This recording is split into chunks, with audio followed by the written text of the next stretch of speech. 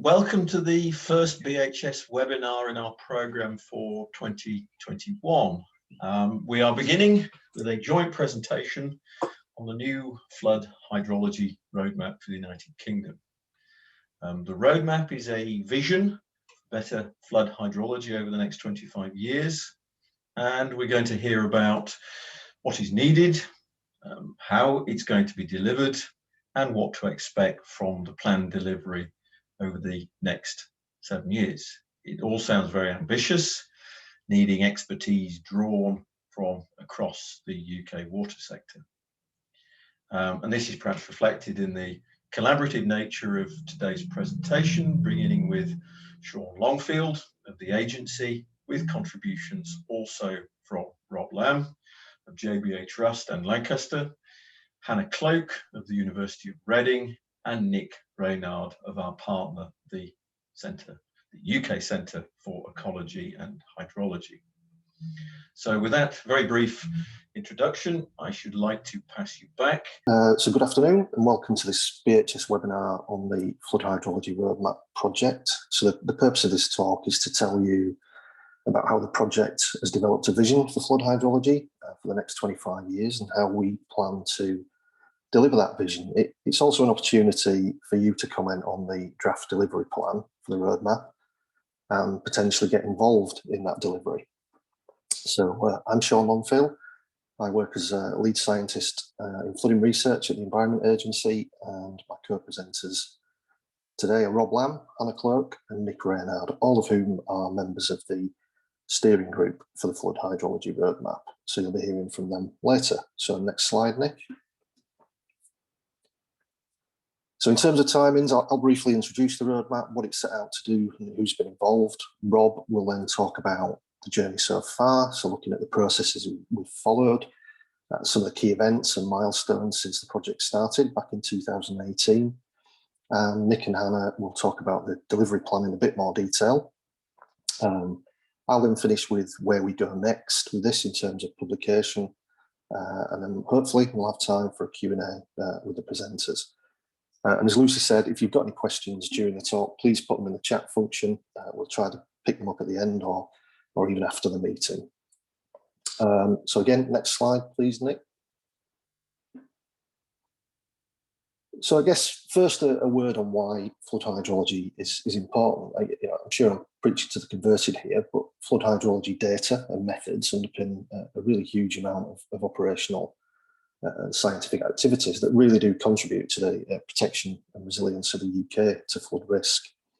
So flood hydrology is a fundamental element of scheme design, design and operation of reservoirs. It's a key input to national and local scale mapping and modelling, which in turn helps us make important decisions on spatial planning. It's crucial to flood forecasting and hydrometric data, both of which drive incident response during flood events. So ultimately contribute to saving lives. So the list goes on, but flood hydrology is often really the unsung hero of flood risk management. And we hope this roadmap really helps shine a light on the importance of the discipline and make a real long-term impact into improving flood resilience across the UK. So next slide, please, Nick. So just a bit on the purpose of the roadmap. So it's there, as we've heard, to set out a long-term vision for flood hydrology and a plan to deliver that vision. We want to ensure that that vision and the delivery plan cover all sources of inland flood risk. So that's fluvial, groundwater and reservoir. And where we need to and where it makes sense, we will link to other fields of hydrology. So low flows hydrology, estuarine and coastal, and so on.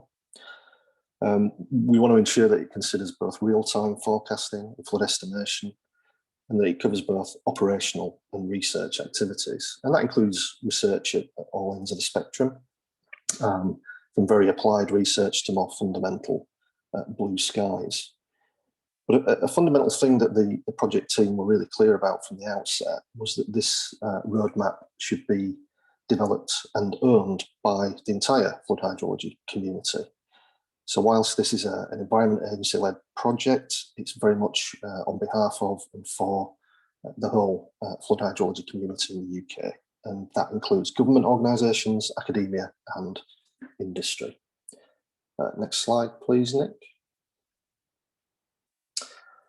So this slide just shows who's been involved and a bit of the governance of the project. So it's the project's led by an EA project board, but as I just said, it's really been developed by the whole community and not just the EA.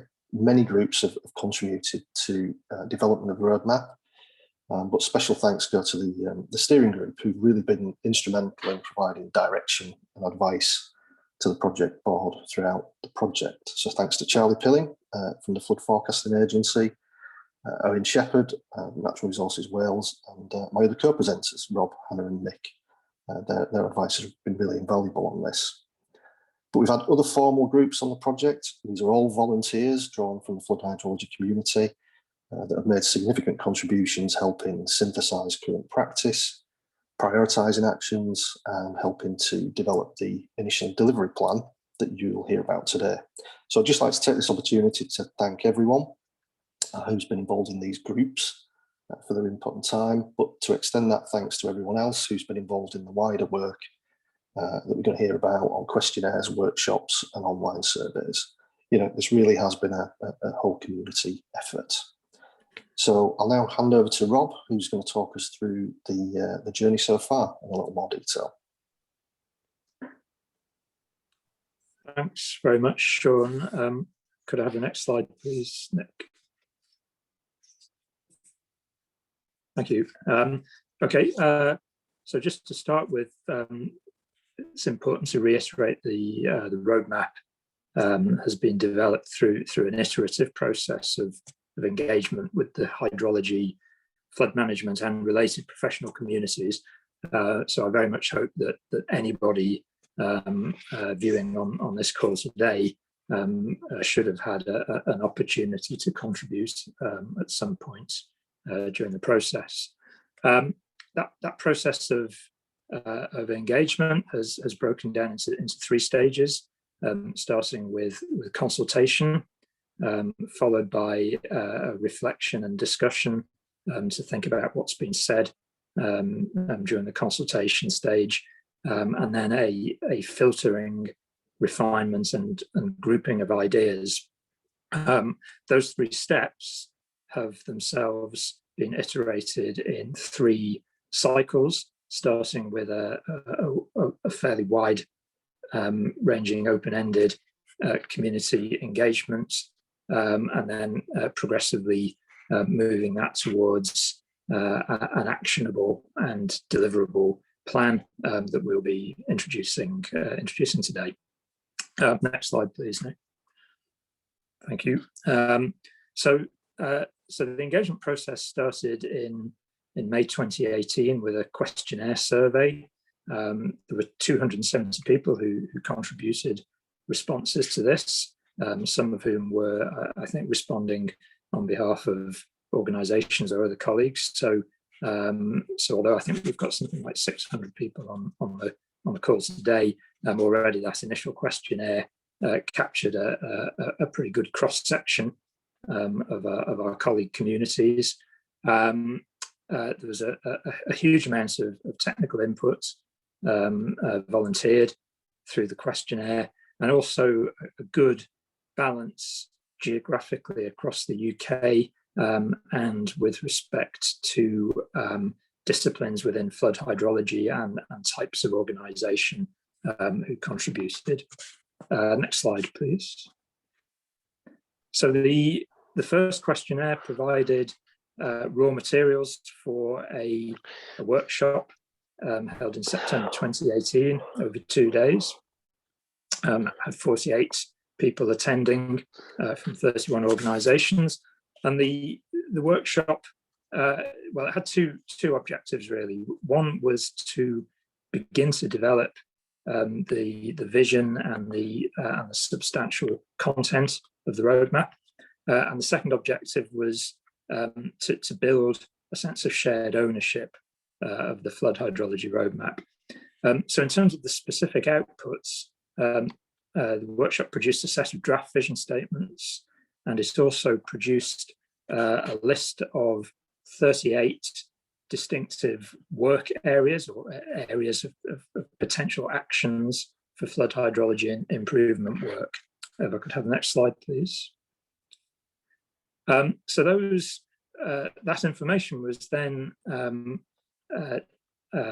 tested further through another extensive online survey in April 2019 that generated 125 responses, and the second survey did two things. It helped to crystallize and finalize the vision statements for the roadmap, and you can see the overall vision statement here on the slide on the right hand side. I won't read it verbatim, but I think key points to note from this are that it takes a 25-year view forwards. It stresses the importance of building on high quality data and scientific understanding. It also emphasizes the need for a whole system integrated view of hydrology, a proper understanding and quantification of uncertainty, and that it's vital for this to be delivered through a cooperative and collaborative approach. So we were able to produce a distinct vision based on the returns from that second online survey, and there were respondents also provided scores to assess the importance of the 38 potential work areas. So we could have the next slide, please.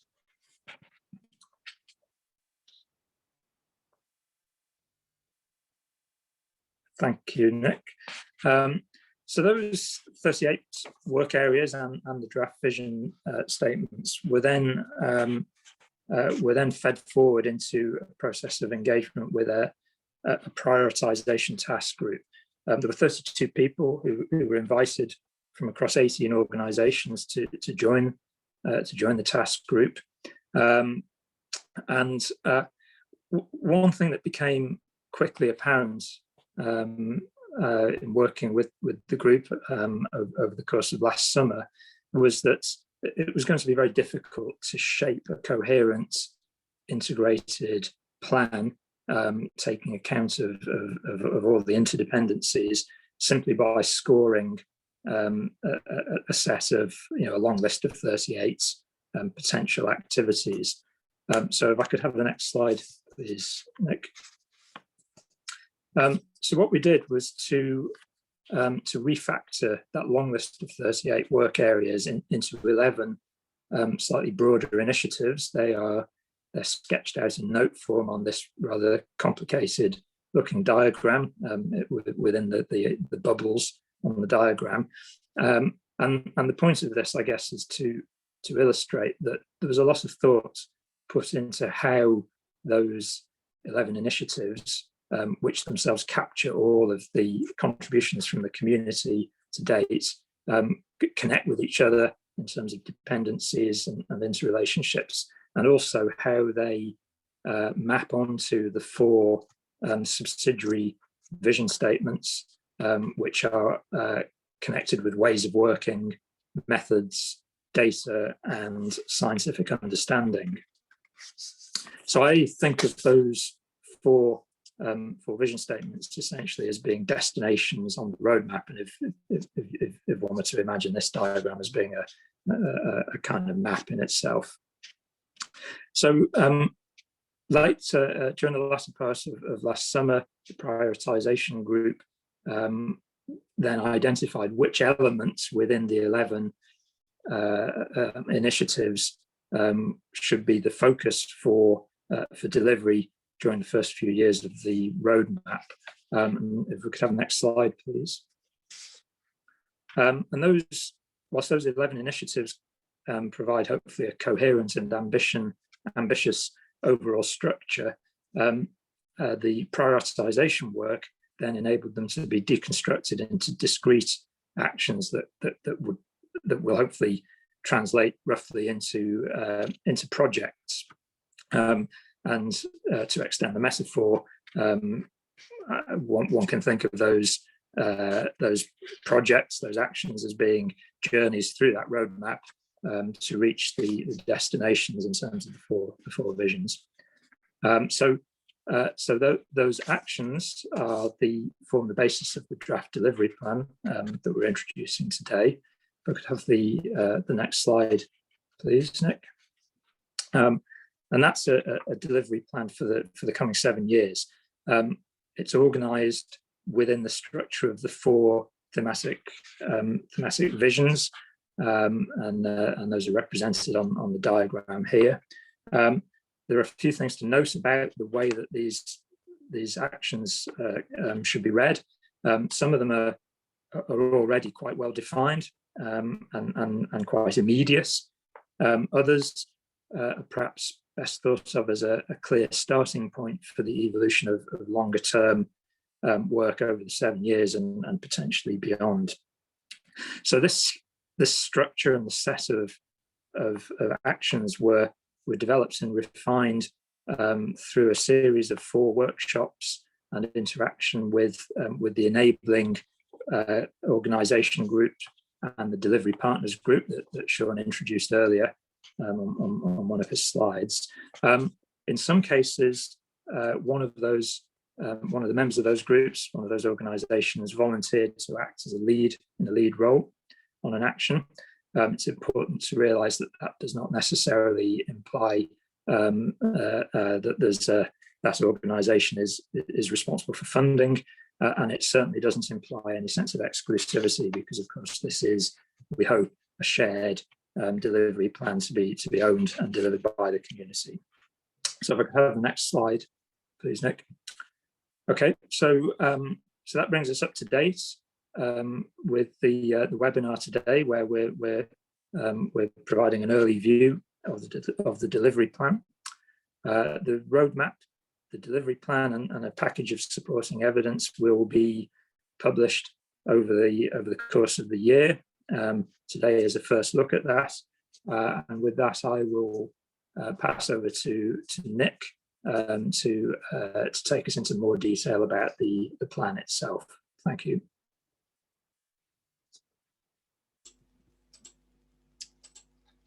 Thank you, Rob.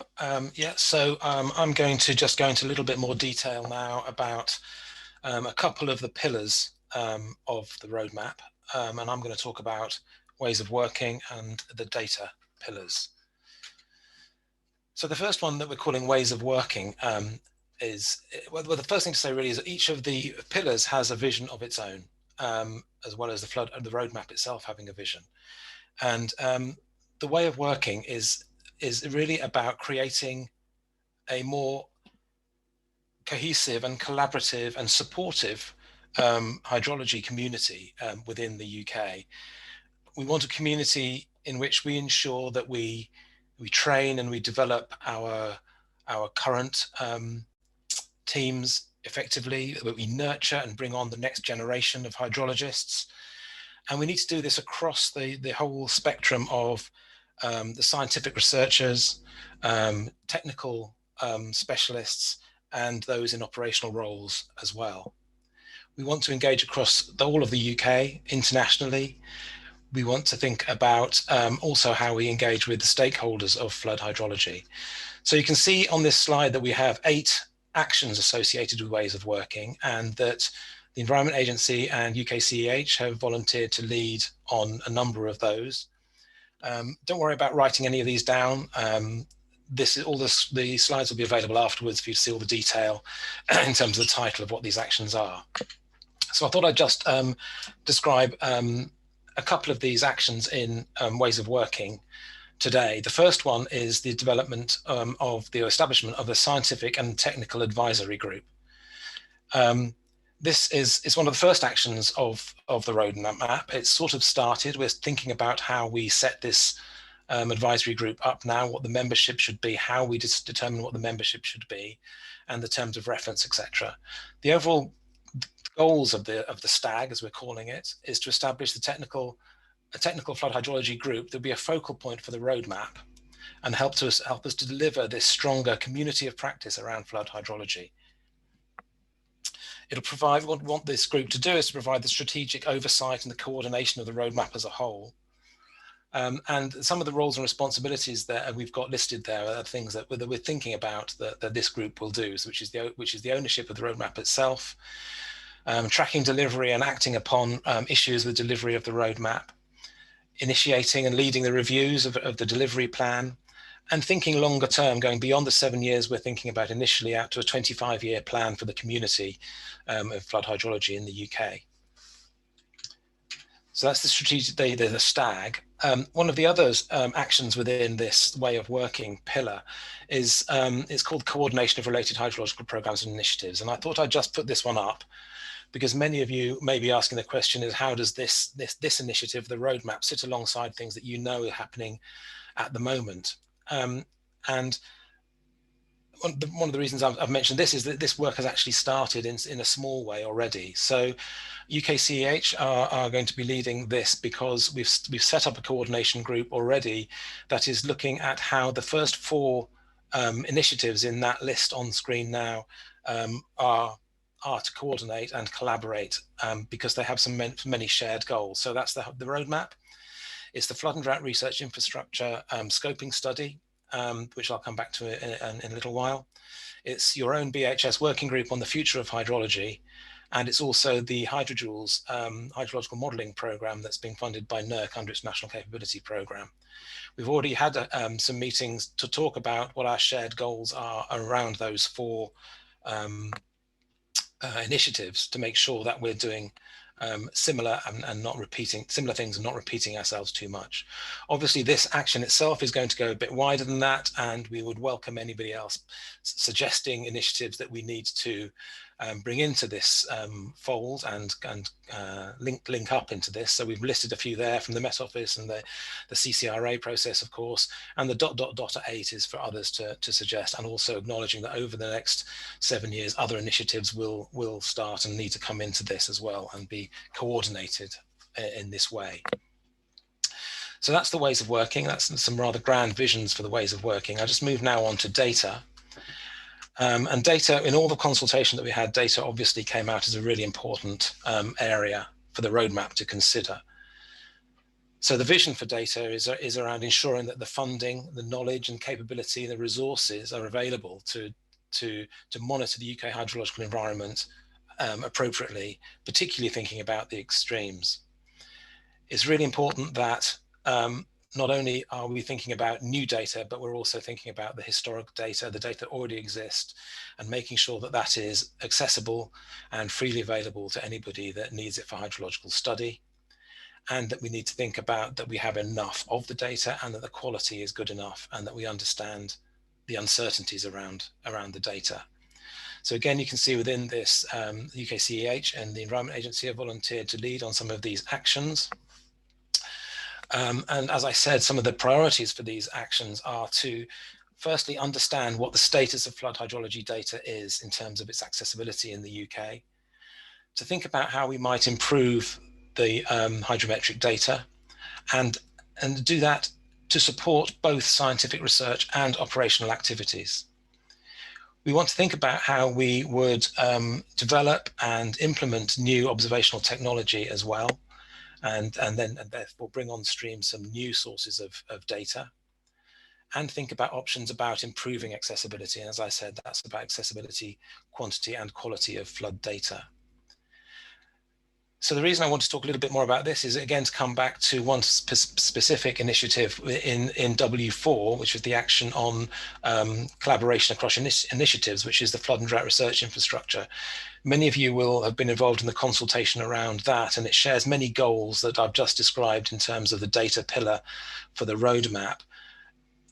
One of the main ones, of course, is that it was based heavily or entirely on consultation with the community, and it is a community-led approach. And we're at the moment developing the evidence to support a business case that will be presented to NERC so that NERC can put forward to UKRI the idea of an investment in new infrastructure to support a series of science questions around flood and drought. And one of the key things that came out of our consultation on FDRI, as well as the consultation around the roadmap, was this idea of that it's not just about new data, it's actually about data access. And it's access to data that already exist, and any new data that do exist need to be made available as soon as possible and as easily as possible to anybody that might need them. So this is just really to demonstrate that we've already started linking up these initiatives, and on the data side, there's a couple that are very, very much interlinked at the moment. So I think that was all from me. I think the next slide is me handing on to Hannah.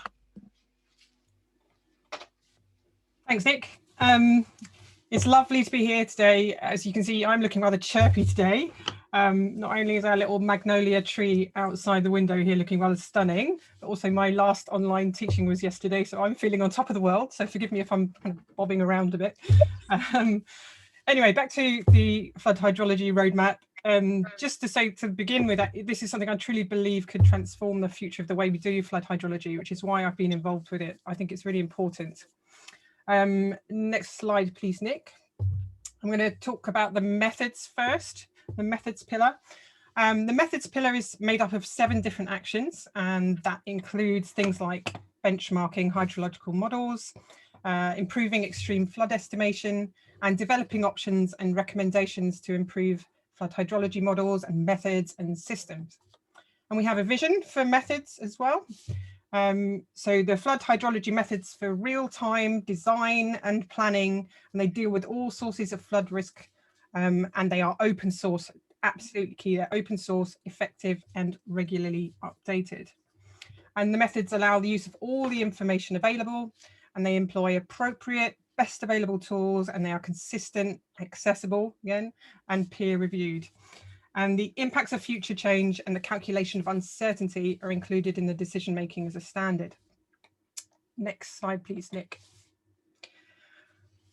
So let's look at one of these actions in a little more detail. As the others have said, all of this information will be available later, so don't panic if it's going by very fast. We're just trying to introduce you to some of these concepts.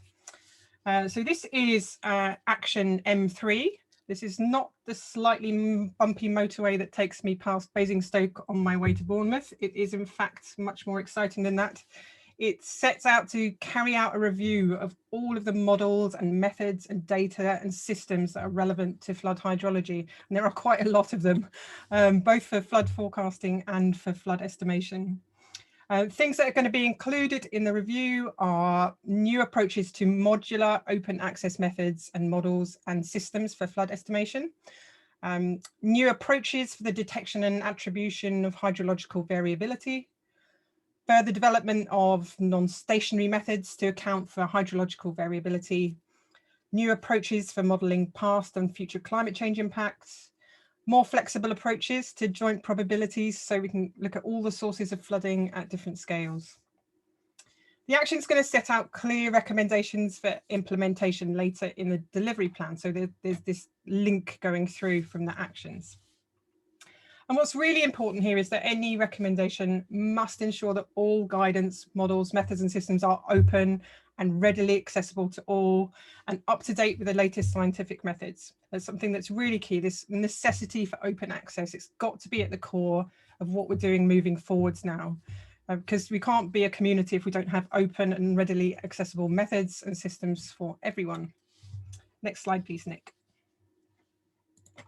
Okay, let's dive into our 4th pillar, scientific understanding. Now, scientific understanding is covered last here in these pillars, but the aspiration of the roadmap is that everything is underpinned and informed by the latest science. And that includes the ways of working, methods, and the data that drives our methods and decision making. Sorry, that's the front door. Goes off every time I give a webinar. Too many Amazon parcels, probably.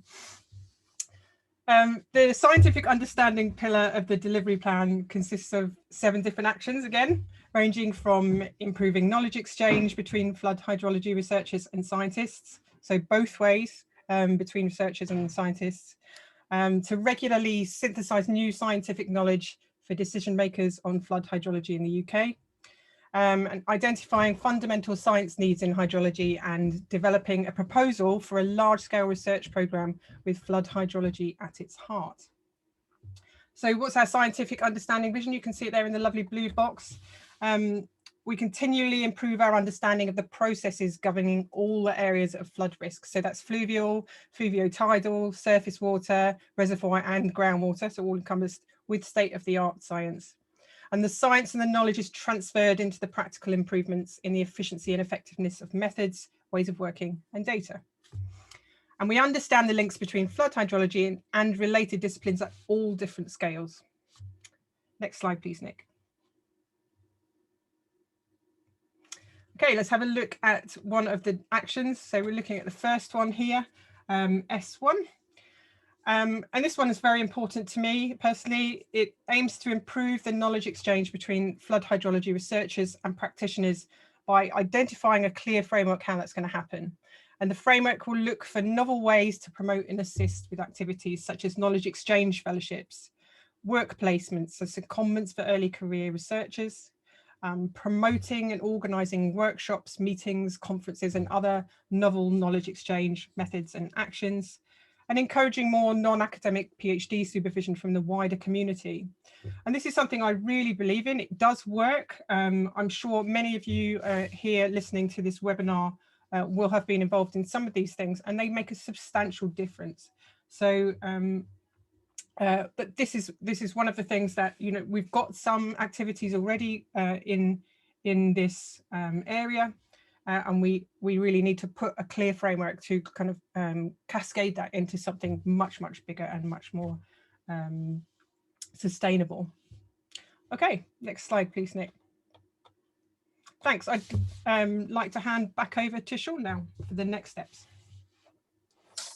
Thanks, Hannah. That was a very impressive doorbell. So in terms of next steps, we're really keen that anyone who wants to see the full delivery plan and comment on it gets the chance, because it's just been a very quick view of a few things that are in there. So if anybody would like to see the plan and can provide comments ideally within the next couple of weeks, up until about the 7th of April, then please email me and I'll send you a copy. I'll put a contact slide up at the end where you can reach me. But just to kind of tell you where we plan to go next with this, next slide, Nick. So in terms of publishing the roadmap, we're hoping to finalise the delivery plan after quite extensive consultation and hopefully more comment from this group here. But we hope to publish the delivery plan in summertime on gov.uk. Next slide, please, Nick. But, oh, not that one, back one, please. We also recognise that there really is a vast amount of background information that we've gathered through this process and consultation. So information from the questionnaire, the workshop, the online survey. We want to make that information accessible so we don't lose the detail of the discussion and the ideas that have gone into development of the roadmap and the delivery plan. Those ideas can still really help when we come to do the detail and actually deliver some of these things. So we're planning on publishing this supporting material as well, hopefully in the winter. There's a lot of it. If we can publish it in summer, we will, but it might be a little later. But the really important thing is to get the high-level roadmap out there with the initial delivery plan and get working on it as a community. So with that in mind, next slide, please, Nick. So yeah, we've already started to deliver some of this work, and I think really important as a direct result of the roadmap, the Environment Agency has secured funding for a flood hydrology improvements programme. This programme is worth 6.9 million over 6 years, with 1.2 million in year one, and it starts next month.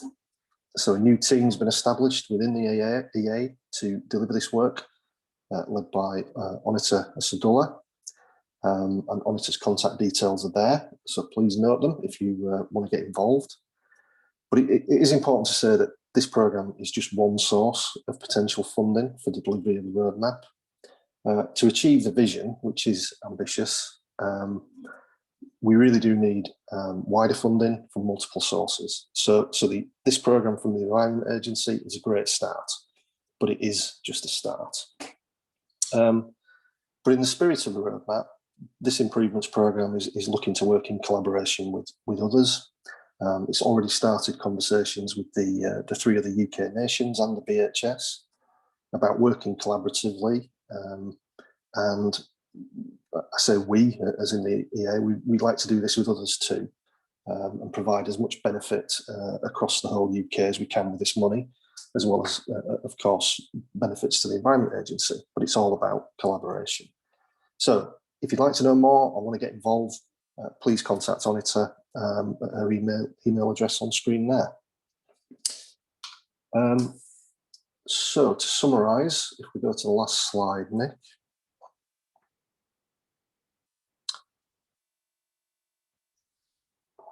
So in summary, really, a long-term vision for UK flood hydrology has been developed by the whole community through this process of consultation, reflection, and refinement of ideas. The delivery plan has been developed by that same community, and the aim there is to start to realise the vision over this first 7 years or so. So we feel the 27 actions within the delivery plan are ambitious, and under no illusions that this can only really be delivered through sustained collaboration across the flood hydrology community. So as a direct result of the roadmap, the Environment Agency have allocated 6.2 million to start to deliver actions needed to realise this vision. But we really now need other organisations to help contribute to this delivery plan, and be that via knowledge, experience, time, or funding. But I'll just close with a simple statement that really we all need to work together to make this happen.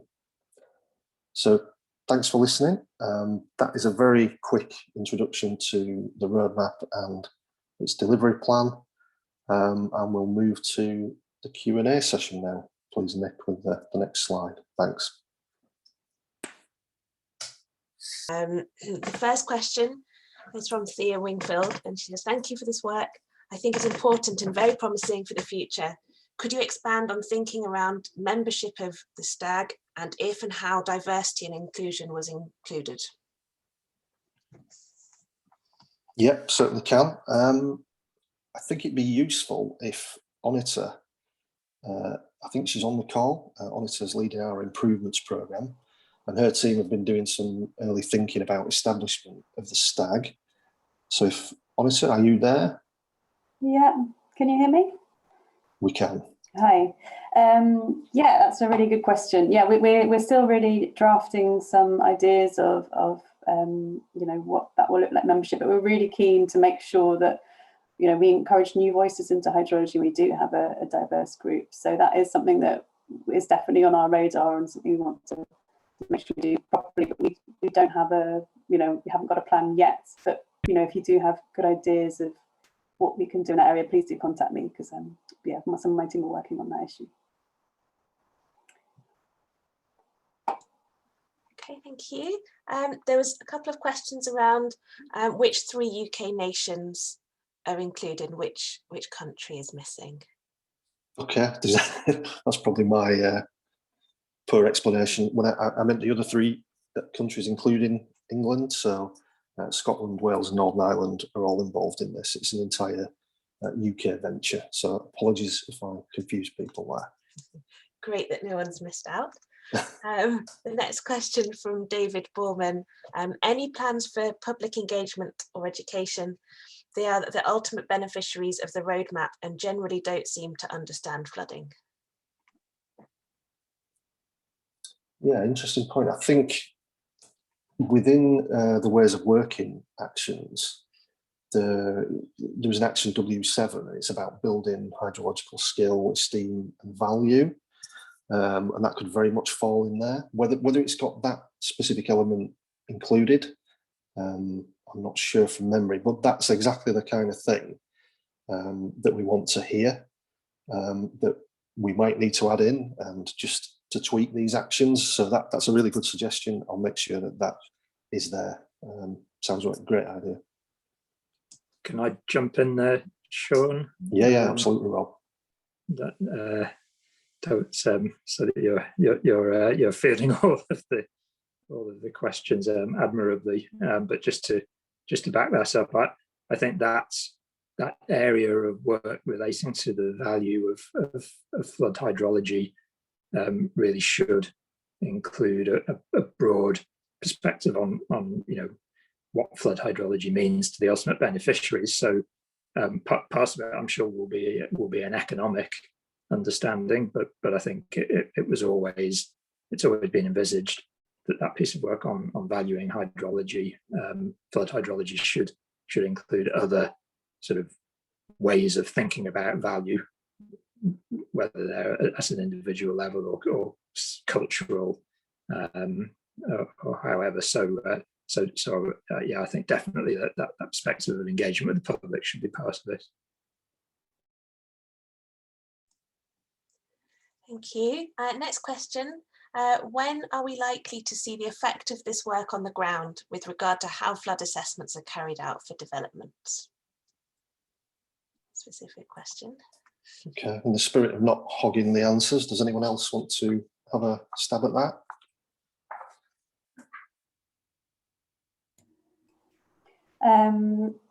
I can have a little stab at that. Well, it's a good question. So we're starting up this year, and a lot of the first bits of the work that we'll be doing anyway in the Environment Agency Improvements Programme is sort of baselining, I would say.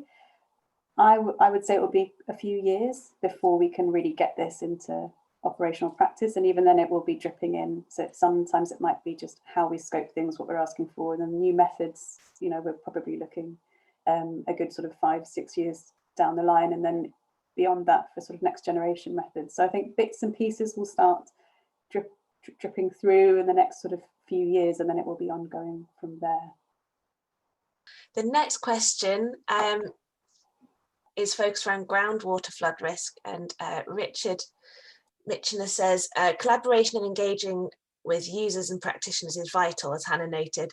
Will the group ensure that the Geological Society's Hydrogeological group are engaged, as well as ICE, BHS and SIWEM?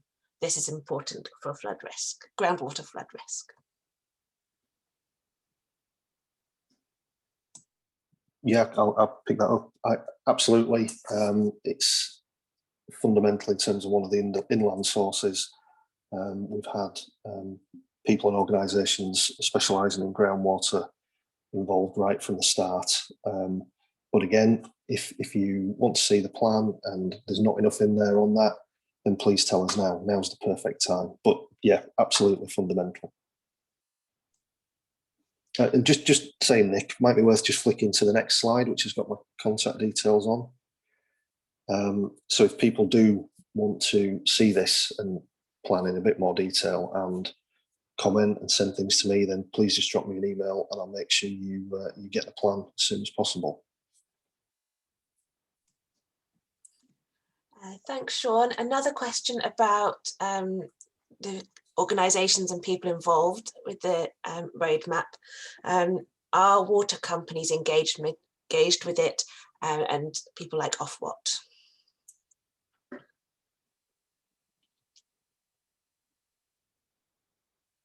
Shall I go for that one again? Again, I'd have to check attendance lists at things. I mean, water companies were certainly invited to some events and have contributed, but we've kind of often got input from more general groups such as the SIWEM Urban Drainage Group and things like that. Not necessarily water supply, but if again there are people from water companies that think there isn't enough there or we're missing something, then get in touch. I mean, we are just yesterday having discussions with Welsh Water and other companies about reservoirs and reservoir safety and some of the methods that underpin spillway design. So it's there, but whether it's explicit enough, I think that's the kind of feedback we'd like to get on this plan.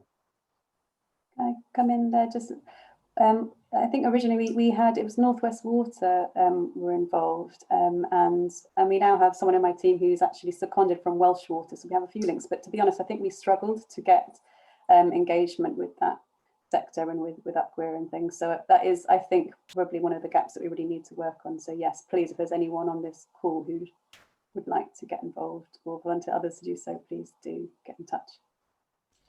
Can I just add to that as well, that as much as this is linked to what I talked about earlier in terms of the flood and drought research infrastructure, we've definitely reached out to the water industry, to the companies, to Aqua and to Ofwat, in terms of what they see as a requirement for monitoring of floods and droughts going forward. So they're definitely in that, and therefore they can feed in that way into this program as well. Thanks. And a related question from Hayley Fowler about the FCERM, climate resilience and the National Flood and Coastal Erosion Risk Management Strategy. How does the flood hydrology roadmap fit into this? Thanks, Hayley. I thought you might ask this one, so I had a bit of a think in advance. Yeah, so this roadmap, I think, is really fundamental to helping deliver the flooding strategy. You know, the vision for the flood strategy is a nation ready for and resilient to flooding and coastal change today, tomorrow, to the year 2100. And the other thing with the flooding strategy is it's got three main ambitions. I won't list them, but I really do think that there are key elements of this roadmap that help deliver those ambitions, and whether that's through you know, thinking about non-stationary methods for looking at climate change and so on, improving flood estimation methods to steer development away from the highest risk areas, and improving forecasting or incident response. So, you know, I think this work, flood hydrology, fundamentally underpins our work in flood risk management. So it's absolutely crucial, I think, to help deliver the strategy. Probably not well articulated, but anyway, that's my view.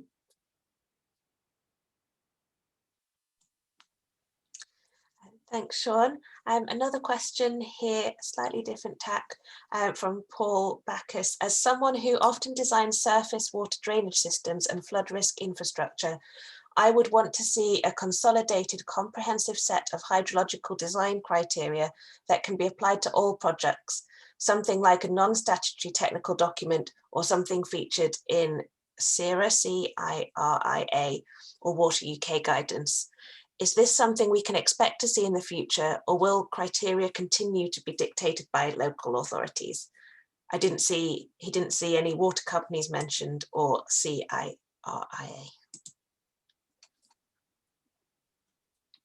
Okay, anyone like to help me out with this one? Well, this is something that is definitely, you know, is thought about, I guess, in some of the methods when we're reviewing all of the different methods and systems that are out there for these different things. This would fall into that criteria. So that's a really helpful comment to be quite specific about something that we should probably think about.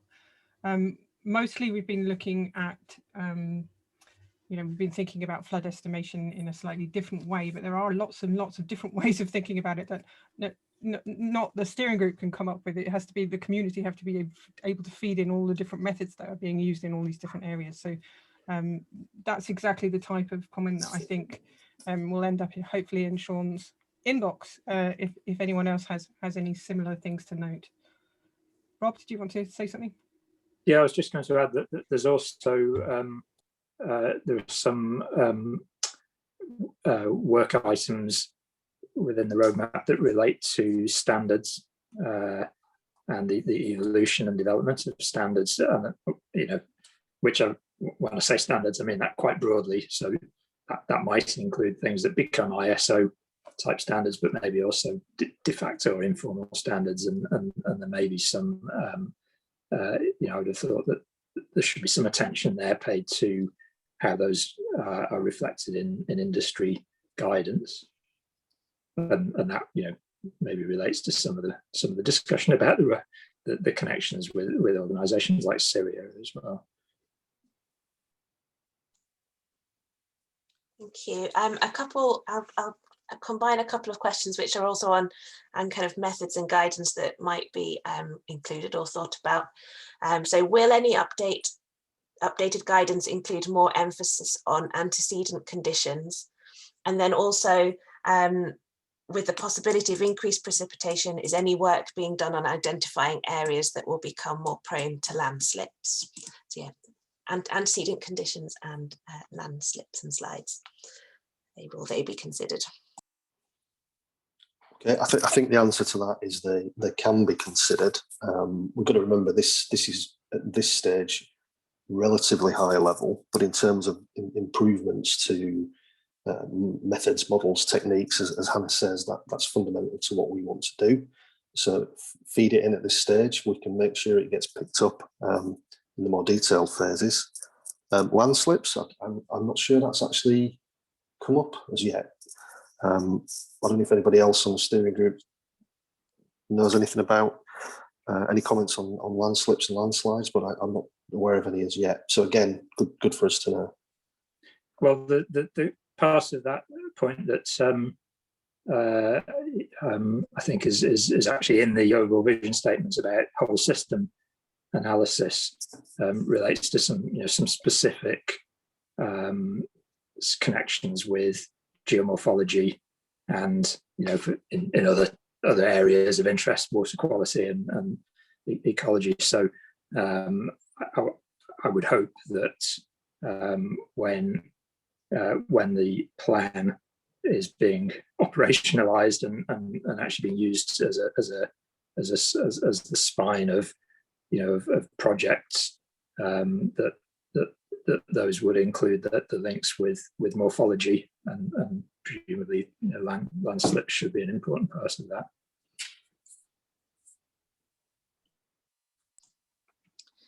And maybe looking at the time, we'll see how we get on. Maybe one more question, but there's a question here about hydrological data, and there's another one about modeling software, and they're kind of making the same point that hydrological data and also modeling software and tools have often been in the hands of environmental regulators or corporate bodies, or in the sense of software, restricted by licensing. How does the roadmap plan to drive the community and open source element for data and tools to exist more publicly? Well, it's absolutely essential that we start doing this. I mean, some movement towards this has been made already in flood hydrology, but not enough and not quickly enough. And it is a massive problem. People can't do the things they need to do. And so this is absolutely one of the core things that we are going to push for very, very strongly. Everybody should be able to access what they need freely. So definitely, it's a high priority. Good to hear. So maybe time for another odd question. Maybe lastly, how does the 6.9 million over 6 years for flood hydrology improvement compare to grant in aid funding? From Valentina.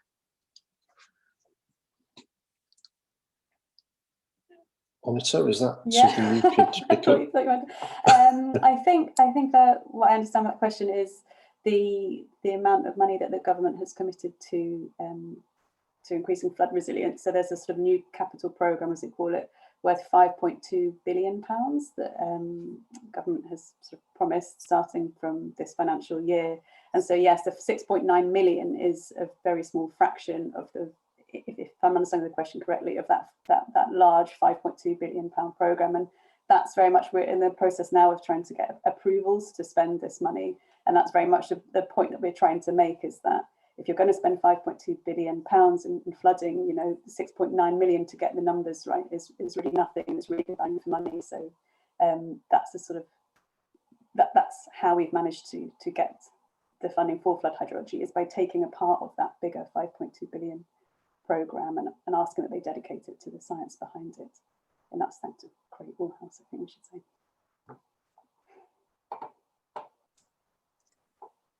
Thanks, Anita. I think we'll draw to a close now, but I would just firstly like to thank all 4 speakers and also Anita for answering questions. So thank you to Sean, Rob, Hannah, Nick and Anita. It's been amazing. I think at the peak of attendees, we had 488 people on the call today. So yeah, you've massively increased the reach of the programme, the roadmap already, so great to hear. There are a few questions we didn't get round to today, so apologies for that. I did try and group some of them together, but you've got Sean's email there and Anita's was on the screen earlier, so perhaps if you've got burning questions, you can follow up with them. And so thank you everyone for joining. Hopefully the recording will be available soon on YouTube if you want to rewatch or pass on to your colleagues. And remember to watch out for our future BHS events, and we hope to see you again soon. Thank you, everybody.